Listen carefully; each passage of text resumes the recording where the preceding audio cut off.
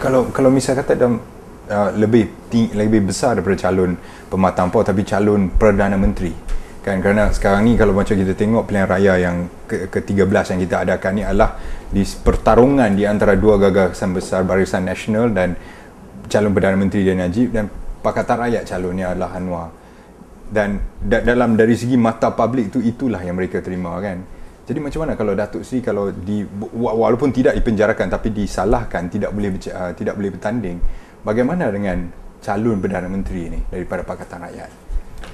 Ya, saya tidak fikir harus dirunsingkan. Ya, kalau seandainya pilihan itu untuk saya ditonjolkan, yang pentingnya sama ada rakyat menyokong dan dengan izin Allah dia akan berlaku. Sama ada tertangguh 3 bulan atau tidak, itu soal lain. Kita ambil pengalaman Turki. Rakan saya, Perdana Menteri Turki, Recep Tayyip Erdogan, dia beritahu saya sendiri, dia kata, Anwar, apa yang harus dirunsingkan tentang calon Perdana Menteri di penjara, dia di penjara. Semasa pilihan raya Turki, AKP, AK Parti menang, Tayyip Erdogan dalam penjara. Maka dikemukakan nama Abdullah Gül sebagai calon Perdana Menteri sementara. Yang pentingnya parti menang, Parti Keadilan Turki.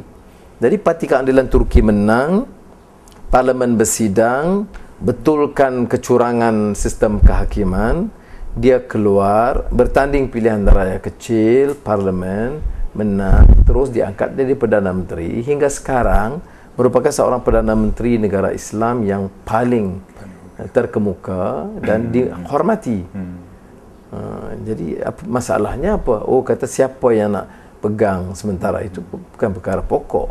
Maknanya seperti mana yang beberapa pemimpin Pakatan Rakyat sebut, kalau kita pilih Anwar, maka dalam luar penjara bukan soalnya. Rakyat sokong, maka insya-Allah dengan izin Allah kita akan berlaku. Saya membaca satu hipotesis yang menyatakan bahawa strategi membawa masuk Anwar merupakan agenda untuk memecahkan Pakatan Rakyat, khususnya PAS dan PKR. Alasannya mudah. Anwar dipenjara dan keputusan pilihan raya Pakatan Rakyat menang, dan salah seorang daripada pemimpin sama ada daripada PAS akan dilantik menjadi Perdana Menteri. Kemudian Anwar dibebaskan. Bila Anwar dibebaskan, akan wujud konflik di antara pemimpin PAS atau pemimpin Pakatan Rakyat. Maka di sini akan wujud perpecahan, di mana satu pihak akan menyokong Datuk Seri Anwar Ibrahim, satu pihak akan menyokong Hadi ataupun siapa-siapa pemimpin PAS yang akan menjuarai negara jadi Perdana Menteri.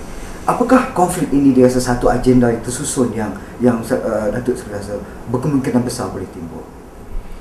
Itu kadang-kadang dalam politik ini, kalau hipotesis dan teorinya terlalu panjang, dia akan membantut perkemajuan. Itu teori. Apakah kenyataannya? Kenyataannya berhubungan pimpinan keadilan dengan hubungan pimpinan PAS itu sangat baik. Kita dengar cetusan sikit banyak, kenyataan di bawah, itu soal lain. Ya. Dalam keadilan sendiri kita tidak dapat kawal semua kenyataan. Dalam PAS sendiri pun seperti mana berlaku sekarang, mereka tidak dapat kawal. Tapi hubungan saya dengan Tuan Guru Hadi, dengan Tuan Guru Aziz itu terlalu baik. Ada saling mempercayai, saling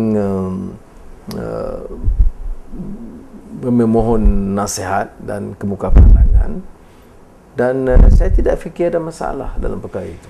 Ya, apa isu kalau konsensus besok muafakatnya siapa yang harus menjadi pimpinan sementara itu dari PAS atau dari keadilan, kerana DAP tidak mempelawa mana-mana calon untuk dijadikan calon.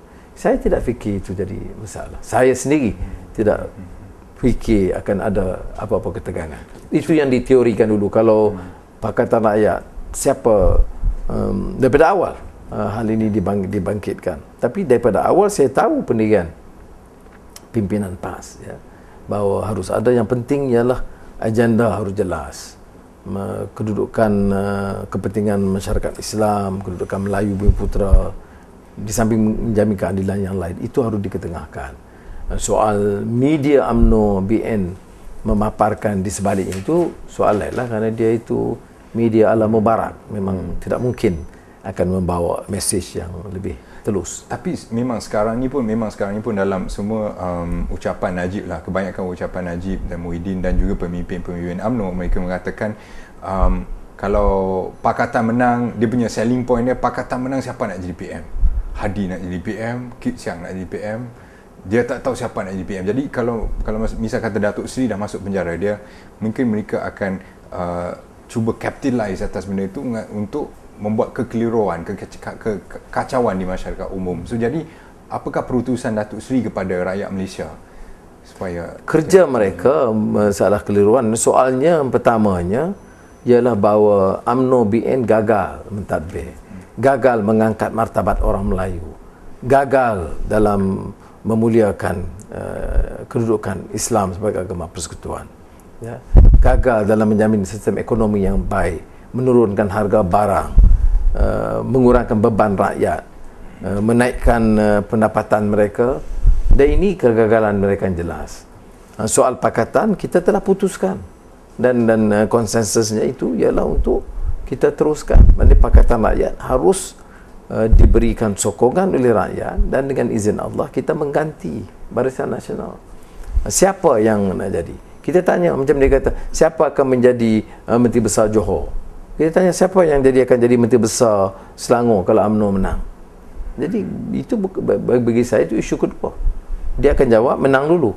Tapi dalam ini ada pendapat mengatakan Anwar. Tapi kalau tidak Anwar dalam masa beberapa bulan itu untuk interim, apa yang jadi masalahnya? Saya tidak fikir ada masalah sama sekali. Rakan-rakan kita dalam Pakatan Rakyat tidak cenderung untuk memutuskan sekarang. Dia kata, mengapa kita putuskan heboh tentang ganti Anwar? Anwar masih ada. Mengapa kita menjangkakan mesti dipenjarakan? Kalau diputuskan begitu, kita bincang. Itu pun apakah itu prioriti? Tidak. Prioritinya mempersiapkan jentera memenangkan Pakatan Rakyat. Karena kalau cadangan mereka umpamanya Anwar, maka hanya setelah Pakatan Rakyat menang. Datuk Seri, sebelum 9 Januari dalam Pakatan Rakyat, apakah agihan kursi untuk pilihan raya ini sudah pun diperbincangkan sejak panjang lebar atau telah pun disempurnakan? Pasukan yang membahaskan ini melaporkan kepada kami bahawa hampir keseluruhannya selesai. Mungkin ada satu yang masih disoal di Pulau Pinang, atau dua di Kedah, dua di Perak. Jadi begitu. Jadi maknanya mungkin 10% yang masih di tahap akhir perundingan. Datuk Seri, kebelakangan ini kita nampak macam mana nak kata rakan sepejuang ke Raja Petra Kamarudin baru keluar dengan dakwaan-dakwaan yang terbaru tentang Pakatan Rakyat, tentang Datuk Seri sendiri. Bagaimana Datuk Seri nampak timing, dan adakah ia coincidental atau adakah biasa? Saya ingat saya selalu jarang komen terhadap pandangan begitu, kerana kita harus jangka. Masa pilihan raya Sarawak ada satu letupan. Sekarang oleh kerana keputusan Mahkamah 9 hari bulan, pilihan raya dekat, itu lagi letupan. Yang penting ialah kita harus menilai pimpinan sama ada istiqamah atau tidak dalam perjuangan. Maknanya apakah konsisten dalam perjuangan. Satu ketika kita gambarkan pentadbiran Najib paling rusak dalam sejarah, dan sekarang tidak semena-mena kita dewakan. Dan tomahan kepada saya ini dari ujung rambut, ujung kaki semua dah dikeluarkan. Jadi saya tidak fikir wajar untuk saya melayani, ya. Biar utusan je lah dengan TV3. Datuk Seri, pilihan raya umum ke-13 ini merupakan satu keputusan yang amat dinantikan, dan dirasakan beberapa pemimpin daripada Barisan Nasional sendiri mengakui bahawa pilihan raya kali ini adalah pilihan raya yang paling sukar.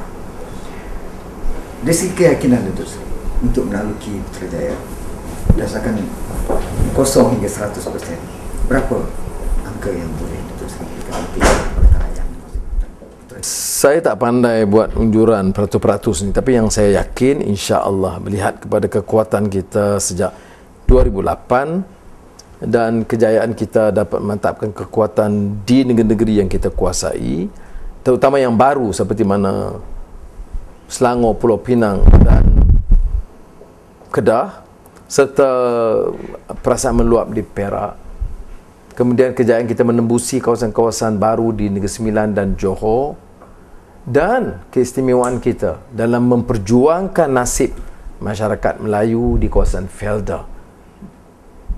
Bawa mereka, bela nasib mereka, dedahkan penyelewengan yang berlaku dan beri hak tanah kepada mereka. Kemudian isu ekonomi tentang harga minyak, harga barang, pendapatan bagi rakyat, saya yakin kita tawan insya-Allah. Putrajaya. Okeylah Datuk Seri, Datuk Seri, sekiranya apa-apa berlakulah on January 19, apakah perutusan Datuk Seri yang terakhir untuk rakyat Malaysia? Kita harus berjuang terus. Lawan, tetap lawan. Kita harus bawa perubahan. Bukan penguasa zalim yang harus menentukan masa depan rakyat negara. Salah kalau kita andaikan satu orang, satu penguasa boleh batalkan dan sekat kemarahan rakyat. Kita harus yakin dengan keupayaan kita dan dengan izin Allah melakukan perubahan sebaiknya untuk rakyat dan negara ini. InsyaAllah. Semoga kejayaan akan terus bersama kita, dan bagi seluruh rakyat kita perlu perjuangkan bukan saja nasib yang akan menimpa kepada Datuk Seri Anwar Ibrahim, tetapi adalah perjuangan kita adalah untuk menentukan supaya masa depan negara akan terus terjamin.